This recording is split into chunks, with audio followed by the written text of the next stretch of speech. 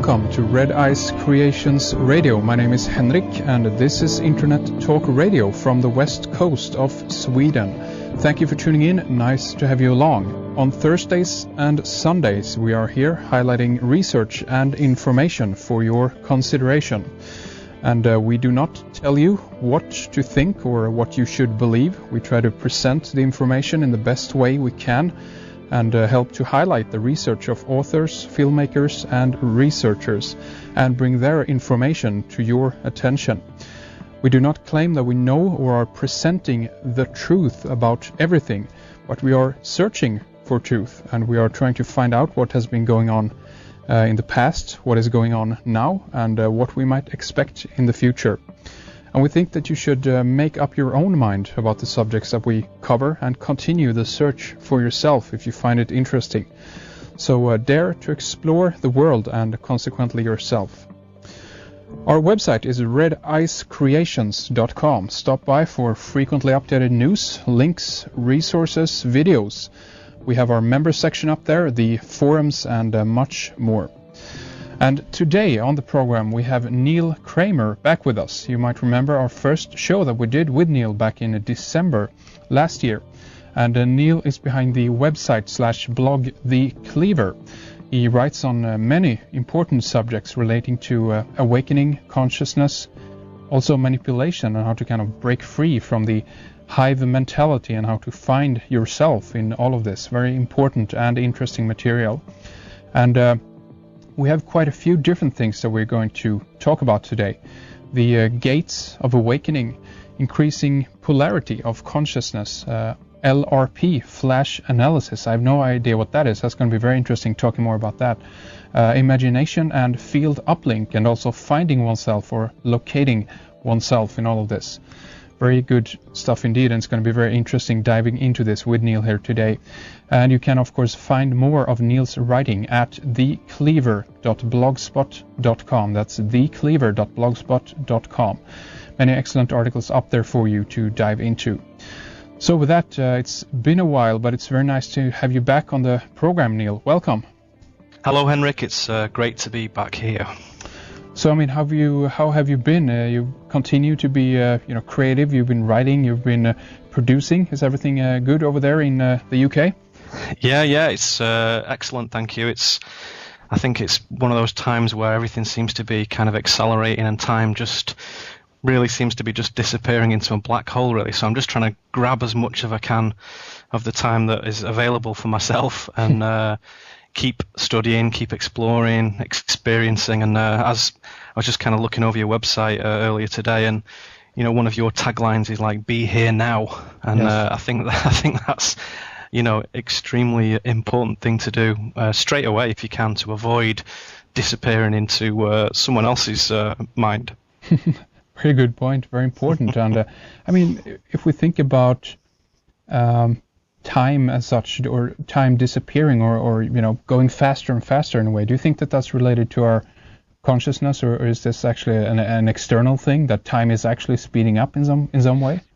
I think very much time is a construct which helps us navigate around the world, and if a dimensional shift comes about, which it certainly looks like it will do, I think time is the first thing that's going to be jettisoned and is the first thing that's going to be dropped and left behind entirely. So it's a difficult question, and perhaps it's both. Consciousness certainly external, it certainly seems to be that too.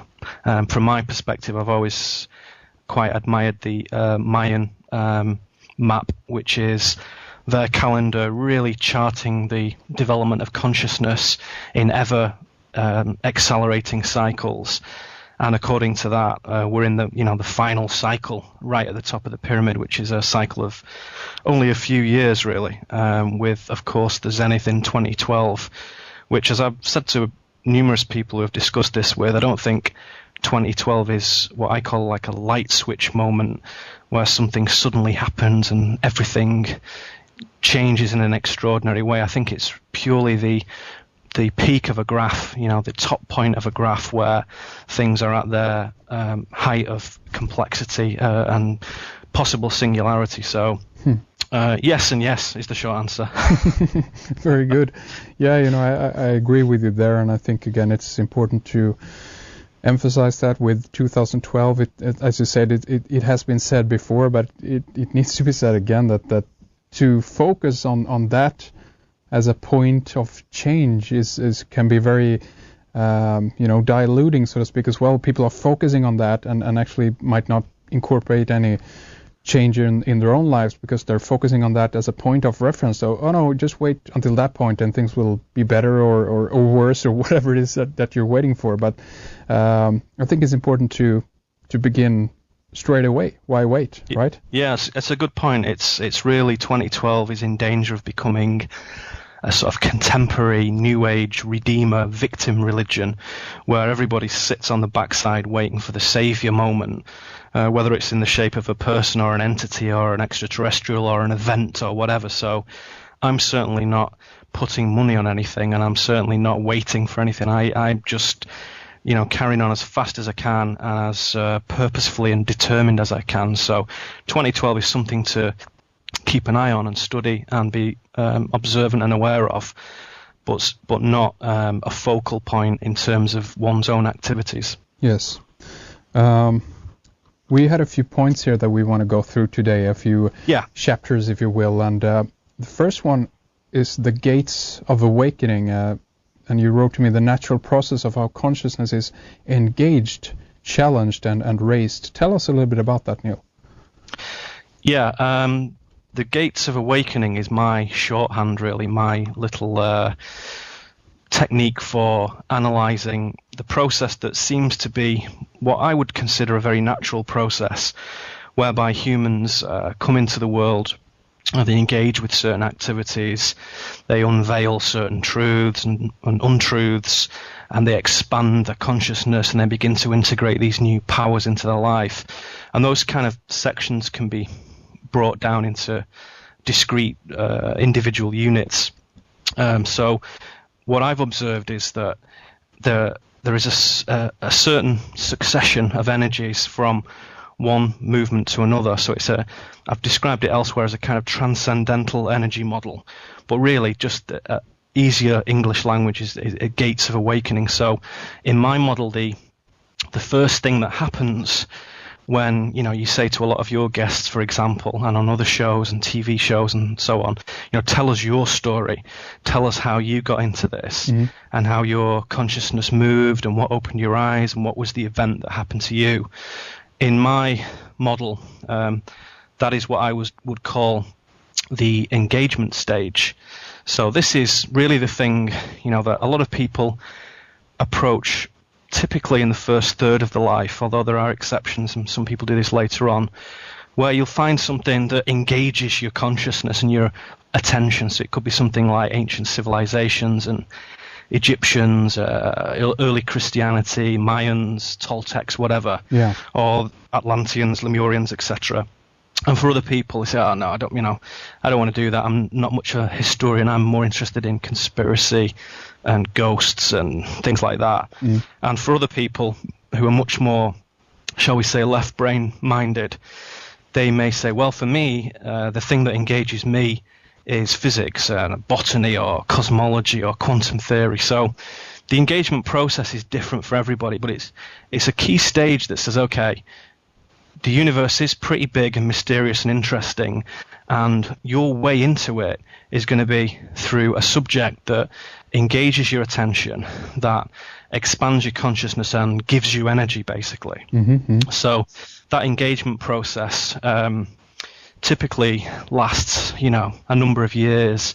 And for me, I was quite interested in philosophy, for example. So I kind of studied, the ancient philosophers like Pythagoras and Socrates and Plato and so on, and then kind of skipped whole eras of medieval and Renaissance and Enlightenment and went to the 19th century and 20th century philosophers. So for me, I was interested in other people who sat back and thought, this isn't surely the way things are.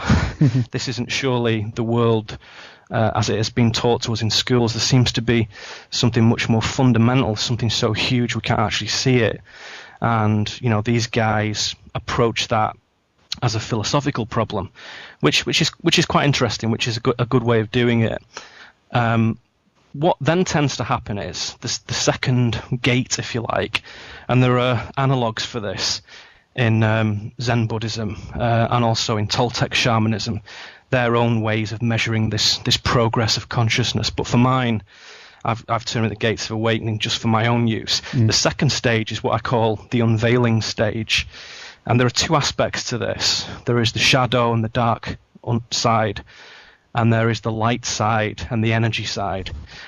So a dark unveiling, for example, would be something like the study of the secret societies and, Illuminist groups, Masons, Rosicrucians, Knights of Malta, and then the more kind of geopolitical reflections of that, like the Bilderbergers, Council on Foreign Relations, Tavistock, etc. Many of which, of course, stem from these ancient mystery cults and this extreme stratification of knowledge and technology, which they keep to themselves and deny to everybody else. And one interesting thing that characterizes this unveiling stage is that many people, particularly those who focus on the dark stuff, we'll come to light unveilings in a minute, but the dark unveilings, it's very easy to get stuck at that stage, and it's very easy to find yourself kind of mired in all the information and disinformation and infighting and intrigues and so on and so forth. And I'm sorely tempted to give examples, but I'll try and be professional and not do that. Right. Yes. But I'm sure we can use our imaginations of people who you can imagine have found themselves in stasis, hibernating at that stage. So it is easy to do, and I'm sure that the kind of cognitive dissonance that one finds in one's own life when you arrive at that place is very uncomfortable. Yes. And in psychological terms, one way of dealing with cognitive dissonance is distraction. So it is easy to distract yourself with, endlessly researching all the different twists and turns of the conspiracy. So in this process, it's important to switch from the dark to the light unveilings. Examples of that are things like the core understanding, the core comprehension that the three-dimensional world in front of us is not actually there as such. It's a brain construct, it's a mind construct, and it's there for navigational purposes only. And in and of itself, it does not exist. It is Maya, it is illusory in its very heart. That is a very basic light unveiling, but certainly one that's driven me down this road pretty hard. And as you approach that information, you can do it from a mystical point of view through religious and semi-religious and ancient mystery cults and more enlightened kind of ways of thought. Or you can do it through science, and you can look at string theory. You can look at what people are doing at CERN with the Large Hadron Collider and so on. Yes. The basic message, though, and a lot of people are focusing on this, particularly people like Greg Braden, who I know you've had on very recently. He's saying consciousness, yes, consciousness creates reality. It is the fabric of reality. It's to some extent what I term the programming language of reality. And science and mysticism seem to be slowly and gingerly, approaching each other and shaking hands on this and saying, yeah, we think we can agree on some consensus a little bit here, whereas science studies the phenomenology of that. Religion studies the moral and personal implications of that. Yes. So those are the two sides of the unveiling stage. The third stage, the third gate, is what I call expansion, and this is the interesting bit, really. You can't go to expansion properly unless you have engaged yourself with information, unless you have unveiled the various untruths of the world. So it's difficult to expand your mind unless you've done that, which is why we find so many seemingly intelligent, psychologically astute people failing to expand the consciousness because they have not gone through the process, particularly the unveiling process. Without that, the ego will lock out any expansion altogether. So this thing is... Let's pause right there. Why do you think that is? Is that a function of consciousness in a way to how should I put it, prevent you from going further? What do you think? Function of the ego, you mean? Yeah, exactly, right. Yeah. The ego is very much what I would consider a survival mechanism, and so the ego's job is essentially to keep you alive, to make sure you eat and drink and sleep and fuck and keep warm and so on. That's what it's there for. Theoretically, in the brain, it comprises your defensive, instinctive, and what in neurology is called your executive functions. So it places, when it's artificially inflated, the ego places a cap or a limit on the advancement along the path of transcendence, because it says, I can't operate on this basic, militaristic level if you're going to think about the finer consciousness and the spiritual paths of life. It's a little bit like taking a kind of, hard-boiled soldier and saying, okay, we're going to take all your kit away, we're going to take all your weapons away, we're going to put you in this robe, and we're going to make you study Zen Buddhism. It's a little bit like that. That's an image to take with you, yeah. Right. It's not going to happen. So the ego's job is fundamentally to keep you alive and to cap its progress at that point. As we'll discover later on, the control system has intentionally, and for those who don't know who I am, the control system is my terminology for a complex of systems like the Illuminati, the globalists, the mystery cults, and so on. The controllers, yeah. Yes. So control system is a purposefully neutral term to avoid anybody getting, kind of overexcited, or as the terminology changes, sometimes it's not appropriate to say Illuminati because it isn't strictly true. Sure. And also the Illuminati have a lot of interesting and how can I put it, solid, good information in their canon, and I don't see why they should kind of keep that. So I use a term that avoids that. Yes. Anyway, back to the point. The control system amplifies the ego to the point where the ego is the thing that, in a way, is driving your life to say, okay, it's a reductionist material process.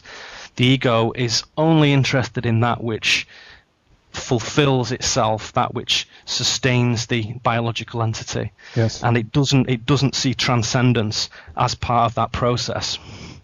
So I hope that explains and flashes it out a little bit.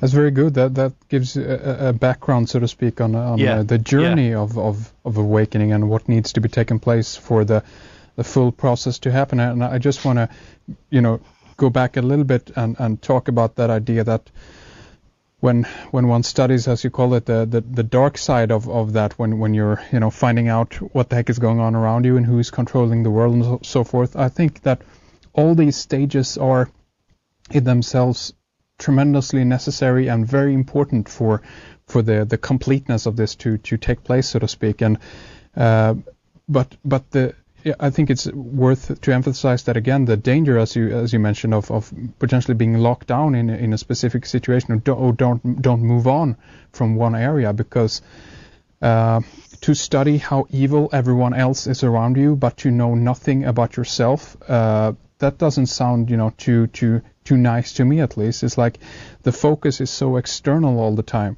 that one tends to forget oneself in all this, and also, of course, the participatory role that oneself has in all of this, meaning that, am I actually bringing this about in some way? Is the fact that I'm focusing on this so much, is that contributing to the worldview of that I'm totally always experience the fact that I'm being they're all against me, or this is only the picture of the world that is emerging here, because again, what you focus on, that becomes a part of your reality. So what I just like to put in there is to say that it's also a danger into just looking at, again, how evil everyone else is, but to know nothing about yourself.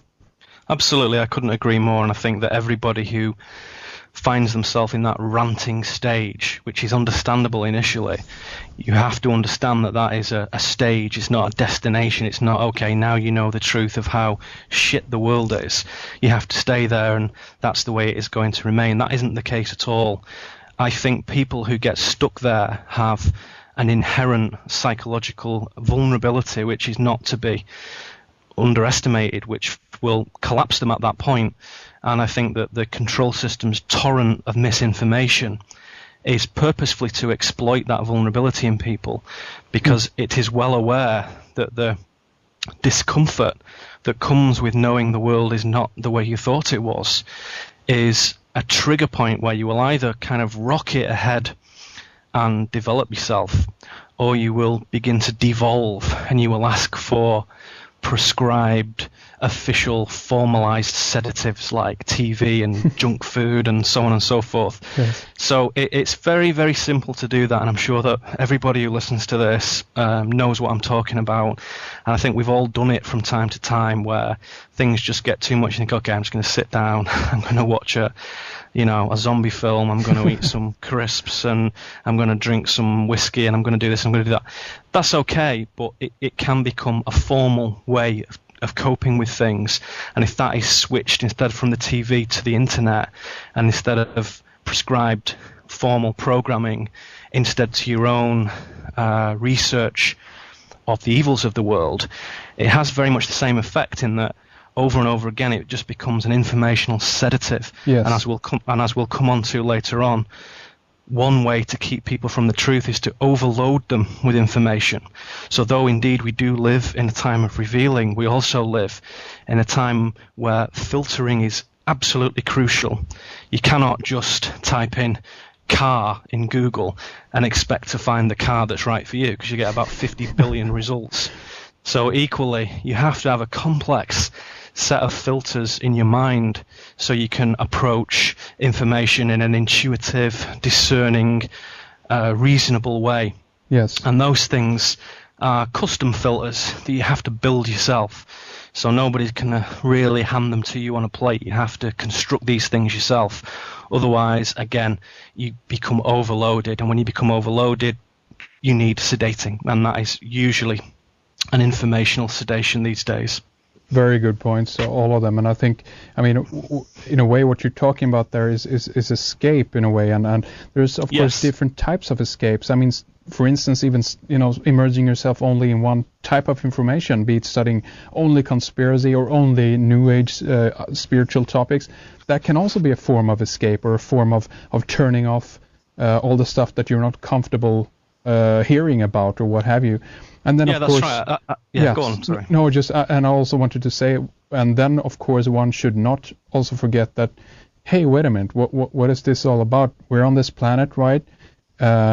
This is about balancing the situation here, meaning that if you become too, disciplined in a way that, okay, now I have to study, I have to learn, I have to grow, I have to become better, I have to, all of that stuff, that I feel could also be kind of part of the ego in a way. It's a drive there, and one tends to forget, wait a minute, can I just, relax for a while, have some fun, as you said, put on a zombie flick or what have you, just go out in the woods and do nothing, all day, whatever. Yeah, absolutely. Because again, it's about finding that balance and understanding what, what makes you happy as a person, and what is, what life means to you. That's how I feel about it. Yeah, me too. And I think that from my perspective, when you analyze your own reaction to things in the world, if you overdo it and if you self-analyze too much, again, you get a little bit of burnout. So it is important to go out into the woods and relax and just walk and allow yourself, give yourself permission to say, I'm going to do nothing. I'm going to sit back, whether it's for an hour or a week or whatever you can manage in your own life pattern.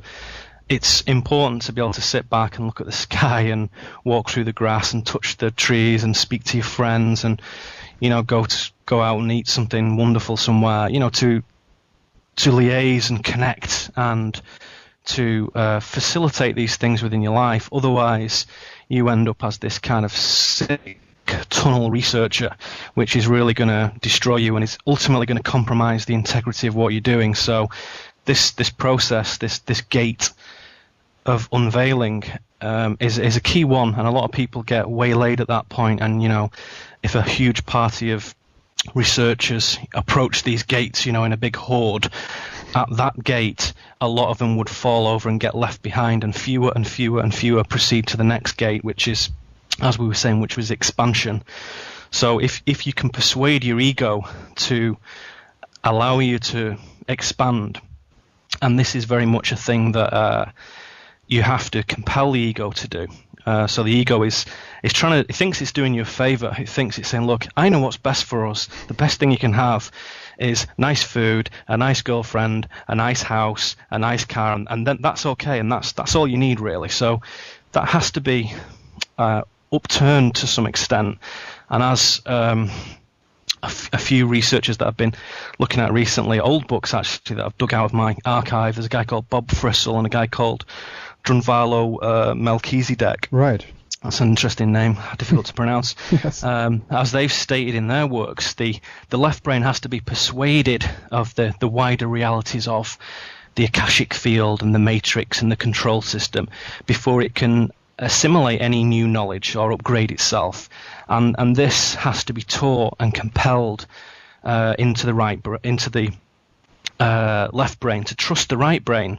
The left brain being, for anyone who's not familiar with this, left brain being kind of logic and reason and rational reductionist views, the right brain being more creative, dynamic, spontaneous, and so on. Yes. So the right brain is more likely to get you somewhere interesting, and you do need both, but the right brain is chronically undervalued in our society. So you have to train it. You have to kind of pump that muscle to get it working, otherwise it's going to atrophy and disappear. So yes. You have to persuade it.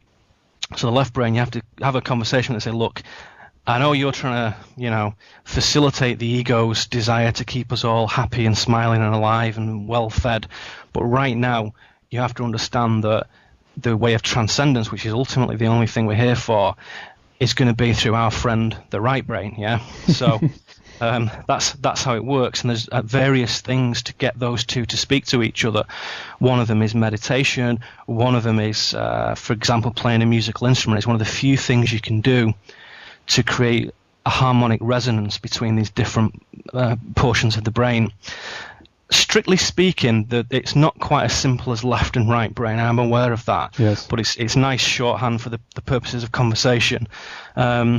When I was writing some of this stuff down for something I've been producing recently, there was a 1996 conference on brain development in young children at the University of Chicago, and one of the presentations stated that the years from 4 to 10 are the kind of wonder years of learning, when a child can easily pick up foreign languages and easily learn a musical instrument.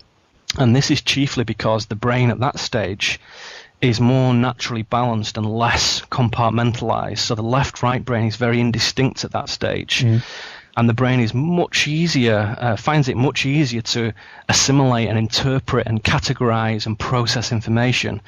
So to some extent, if you get them young, then you can just make growth and learning disappear. Or as Robert Anton Wilson said, every child is intensely curious until they get to school, and the function of school, is to kill that curiosity by telling them that there is only one answer. Yeah. That we already know the answer, and don't do any thinking of your own. Yeah. So curiosity, if you swap that with the evolution of consciousness, or the raising of consciousness, or the assimilation of gnosis, then learning and education is the only reason we're here. And there is only a very small proportion of people that you'll meet in your life who value learning after the age of about 25. So even in Western Europe, which is supposedly, the height of cultural and academic intelligence on the planet, which is dubious, but I understand that. Even there, most people reject education after 25 and just say, okay, I've done that now. It was crap. I didn't enjoy it. Yeah. So from now on, I'm just going to seek pleasure and distraction and escape. And it's a sad state of affairs. So unless you stumble upon your own engagement, going back to that first gate, that's the way it stays. And the control system is very happy for you to do that, because thick, sick, stupid people are fantastic consumers and also very easy to govern.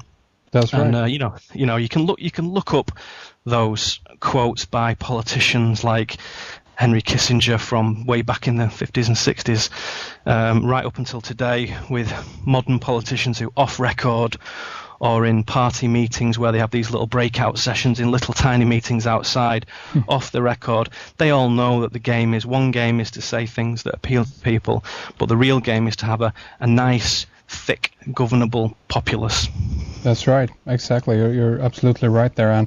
And again, this is the level that people need to be aware of, that this also is taking place, and there is a kind of administrative purpose for this, if you will, because again, yes, the mentality of these people is reflected in their governing behavior, if you will, as well, meaning that they look upon this only from a potentially a rational scientific background or mindset, meaning that they think of the human populace as a herd that needs to be controlled and culled and managed in a best way. And in many cases, I think also that these people are actually thinking that they're doing something right, something good. They're helping the world, and things are becoming better, more structured, and more controlled. So they're coming potentially. Not everyone, of course. There's a hidden occult agenda behind that as well, of course. But let's focus on the first level here, and realize that fact that many people who are into it, politics, what have you, might come from a position where they feel that they're actually doing good. But the question is, are they really? Sure, yeah, and that leads into this expansion stage, this expansion gate, where, as a message that continually occurs and resonates and emanates from my work, is the idea of working on yourself, cleaning, detoxing yourself, meditating, evolving yourself. That is the core of the expansion stage. So the research, the interpretation, the study, the distillation of esoteric knowledge, all those things naturally filter toward you when you begin to expand your consciousness. By expansion, I mean literally a physical, a spiritual, a metaphysical expansion, which I'll come to in a bit. But, consciousness creates reality. The linear mind off psychic mind arises, and that is the formula that indicates a lot of the progress on this path. So it becomes evident quite quickly when you study consciousness, especially through the lens of quantum theory, that at root consciousness is a non-local process, and it does not reside in your brain. It's not a little thing sat in your head. It's not in any danger of destruction. It's not going to be rubbed out by anything that anyone does to you. Consciousness is better conceived of as an uplink to the field, the universal field, which many people have different names for. Like in my cosmology, there is a local field which is described as the Akashic field or the noosphere, depending on your preferred terminology. And there is also a more universal field, which indeed people call the universal field or the vacuum field. Some people refer to its energetic qualities as the 0 point field.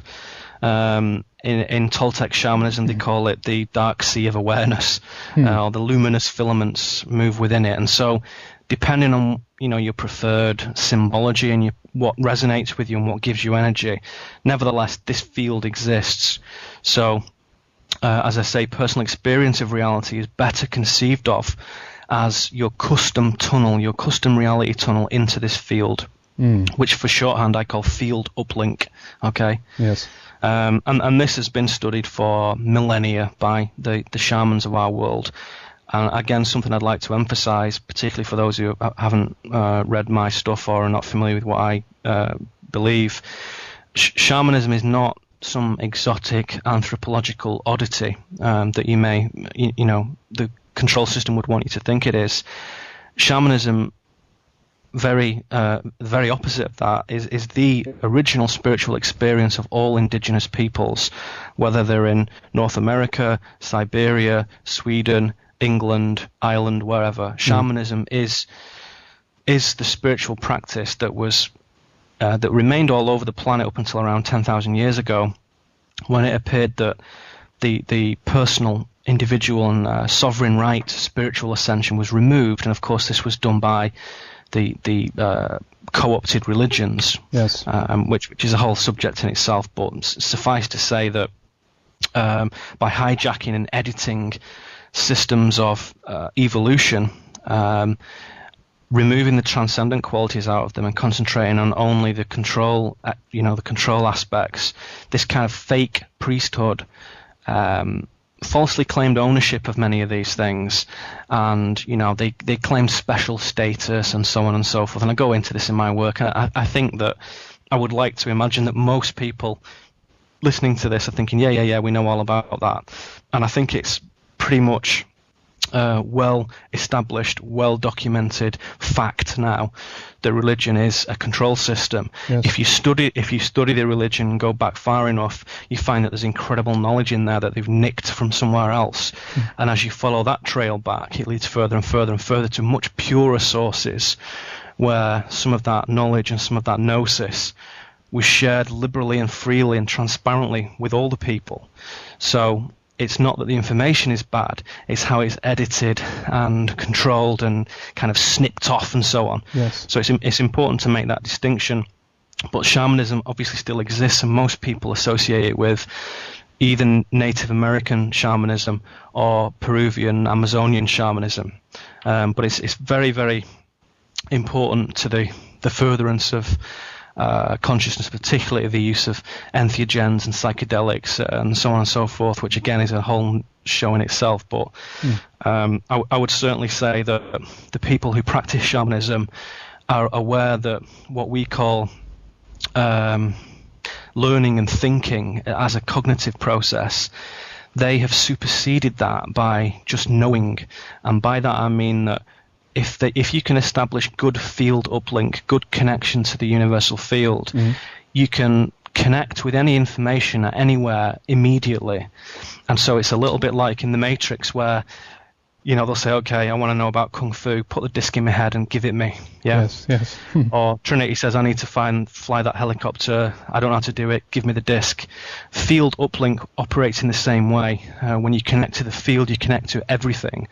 So you can have a very low level of academic and scholarly intelligence, and you can even have a very low emotional intelligence, which usually is a great obstacle.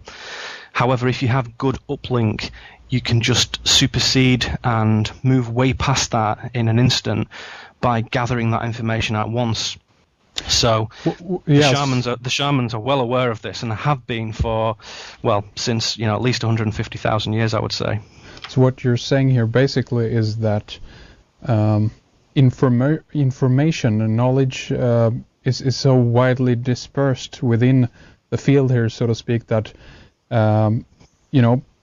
a way of reading a book, for example, that's just one way of attaining information or to grow or to it's the old-fashioned way to read a book is to me is a very beautiful and important thing, and I hope that I can do it for the rest of my life. But nevertheless, that linear way of watching a film or reading a book or listening to some schmuck like me talk on a show is the old-fashioned way of doing it.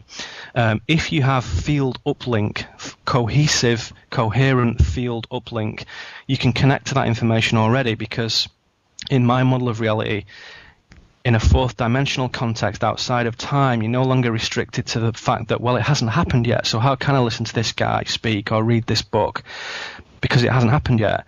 But somebody knows what I know. Somebody has written this book in the past. It exists elsewhere. So all things in a fourth dimensional context, whether they happen today, tomorrow, or yesterday, it doesn't matter. You can go and connect with that event.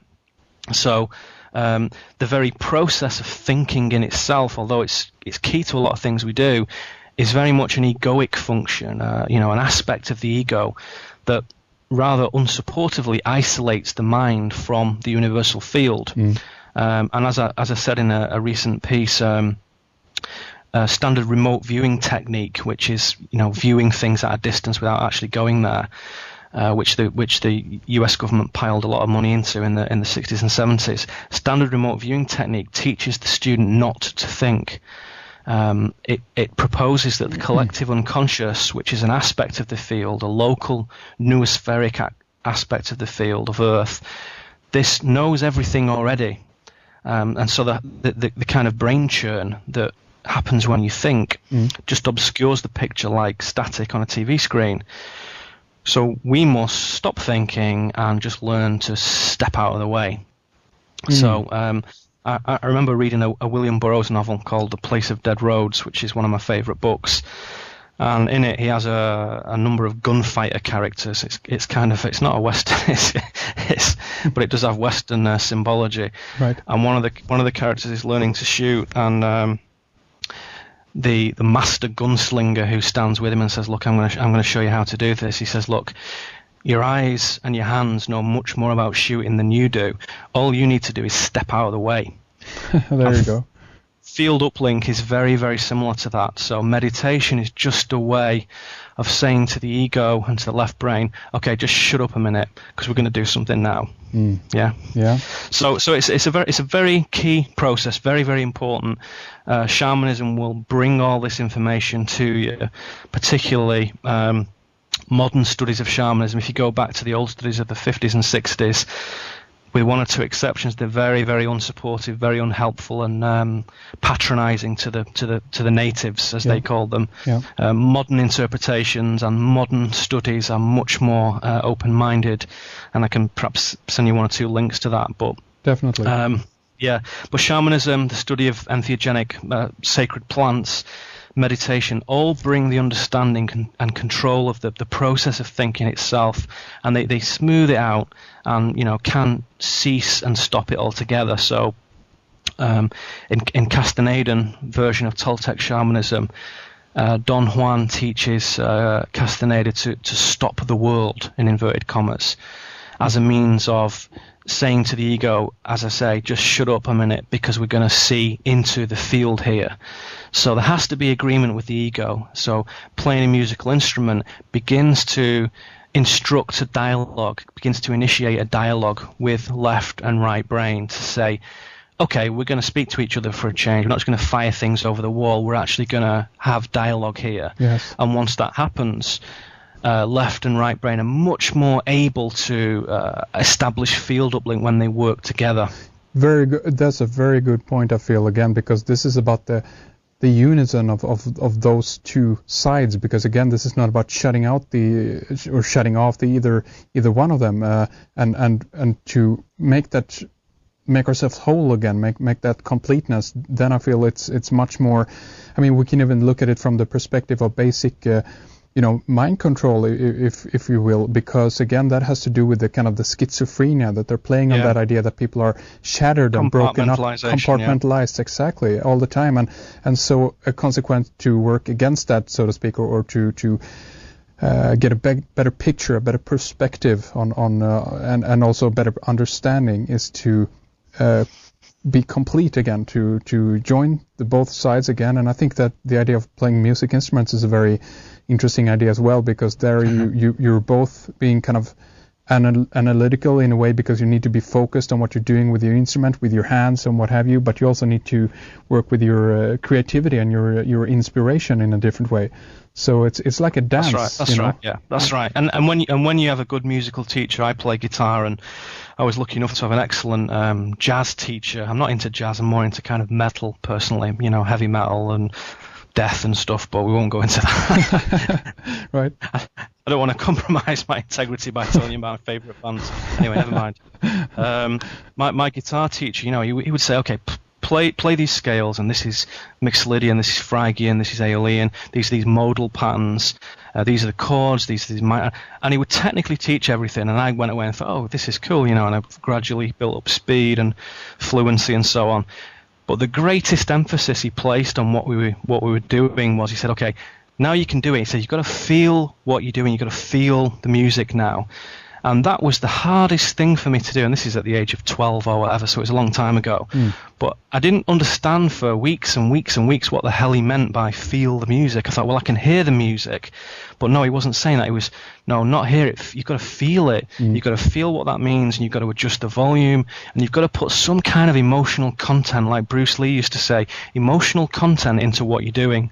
Without that, it's just a mechanical response, and it's flat, like bad pop music. So with feeling and with emotional content, it communicates so much more, and so much greater degree of beauty. Yes. Well put. But what you were saying is it leads nicely into this last gate. So just to kind of recap, we said, okay, gate 1 sounds like a game show. Gate 1 is engagement. Gate 2 is unveiling. Gate 3 is expansion. The final gate is integration, and this is what you've just led into, which is the integration means bringing everything you know together and creating harmony. Essentially, for me, it means walking the path. Once you understand what the path is, the path of transcendence and the path of evolution and self-gnosis and so on, you can read about it and you can sit there and you can read about it in your lunch break and you can do this and do that. Sooner or later, you've actually got to walk that path. Yes. And take some risks and get out there and do it and jettison some of the safety measures that you have in your life and some of the nice comforts. You have to walk away from those to some extent. So there's a classical spiritual path of asceticism and of hardship that gets you through that, and that it's the only way to actually do it. And this thing is all about bringing about this harmonious balance of selfhood and individuality. The arch enemy of the control system is individuality. Yes. with a coherent connection to the universal field or the oneness or whatever you want to call it, but it's creating this attunement, again, this kind of musical concept, which allows your brain to do what it's supposed to do, which is act in a much more holistic fashion. And also for there to be less obstructions and less obstacles to your expansion of consciousness, and to have a more harmonious relationship with what is your truth, with living your own truth. And your authentic life, what you actually know you should be doing and where you really should be going and what you shouldn't be doing as well. So you have to sometimes begin to define it by saying, it's a very difficult question to answer, to say, I don't know what I want to do. It's much easier to say, I know what I don't want to do, though. So sometimes you might have to twist it around and start from that point. But sooner or later you begin to understand that your life, really, all lives are about working, with the universe, with the higher self of your own being, to unfold your own transcendence, and that's what it's all about. So these gates of awakening, lead higher and higher and higher, and the staircase that leads up is quite a thing to perceive, and you can't jump from step 1 to step 100 in one go. Right. You have to walk up these things, one by one. And if you looked from the bottom to the top, you'd think, Jesus, it's too difficult. I don't think I'll bother, actually. So there are these milestones along the way, and various people categorize them in different ways. This is my system. This is my symbology. Yes. These are the 4 gates that I perceive, and some of the positives and negatives for each of them. So I hope that's an interesting system. I just thought it'd be cool to share that. Oh yeah, definitely very important. And also one thing that we can say here is that, as you mentioned, you talked about it as looking up, towards this high point with an incredible amount of steps or stairs. We also need not to focus on what is at the top of that thing right now, also in a way, because we can take one step at a time and enjoy where we're at that moment. And before you know it, you're going to have a pretty nice view, So yeah, absolutely. That's a key point. If somebody's sat around thinking, well, what's at the top? What does it all mean? Why are we here? If you were given that information without the proper ascension, you would just blow your head off. It would just obliterate your whole being. This thing has to be perceived, this transcendental object at the end of time, as Terence McKenna called it. I see it as something different. I see it as a gradual journey down this kind of fractal spiral, to say, as you increase in your intelligence, as your consciousness increases, it gives you a greater capacity to travel deeper down this fractal spiral, so that, as I've said in a recent piece, that each lifetime you live is a frequency, is a resolution of this fractal, leading to grander and more beautiful structures within it that we ourselves are helping to articulate with our consciousness. So consciousness is the construction material of this spiral. So our lives, our individual lives and our collective lives represent the movement of this fractal spiral through time. Yes, beautifully put, and I think that's a good place to begin to round things up here for our first segment. We've been talking about the gates of awakening. Of course, this has led us into a little bit of the field uplink and imagination and so forth. But we need to talk more about the increasing polarity of consciousness. That's very interesting, and also how to find oneself or locating oneself in all of this. So we have much more to talk about here next up in our member section. But in the first segment here, Neil, is there something you'd like to leave us with? I also, of course, want you to mention your website so people can find more of your writing. Yeah, I think from my perspective, the message I try and give to people through my work, and sometimes I go into a lot of detail and sometimes I keep it quite light, but throughout each pole of what I do, whether it's dense or whether it's spiritually active, the core message is you have to go your own way, you have to work on yourself, and whatever's coming down the pipe to greet us over the coming years is a personal, extremely intimate test for all of us. So there's nothing that is going to be televised as such, and what you see through the TV, as we all know, is just horseshit, really. So that's to be moved away from as quickly as possible. What happens in the world is rather an existentialist, rather an intimate experience, and those things can only be approached and can only be brought into being through working on yourself, improving yourself, growing, learning, etc. Those are the only things we're here for, and that is an eternal journey. Along the way, there's a lot of cool stuff and a lot of brilliant things to see, but that journey in itself also is the automatic release from the kind of manacles of the control system. So all the bad aspects and all the terrible people and all the dreadful things that they do, those things begin to evaporate as you work on yourself. So you have to get rid of the idea that it's a selfish activity. There's no selfishness involved in here. It's a complete false construct. This is perfectly acceptable as a compassionate, generous way to live your life. Somebody once said to me, how can a Tibetan monk sat in a cave possibly contribute to the world? What do they achieve by doing that? If you have the wider perspective of the universal field and of uplink to that field, every time you learn something, every time you experience gnosis, every time you experience beauty, you upload automatically. So this is a two-way connection, remember. So it's not just things that go down, it's what you upload into it. So that's the purpose of life, to improve the frequency and the resolution of this thing, because it is us, it is consciousness, and that is where we live within the field. We just beam down into our brains moment by moment. It isn't where we actually live.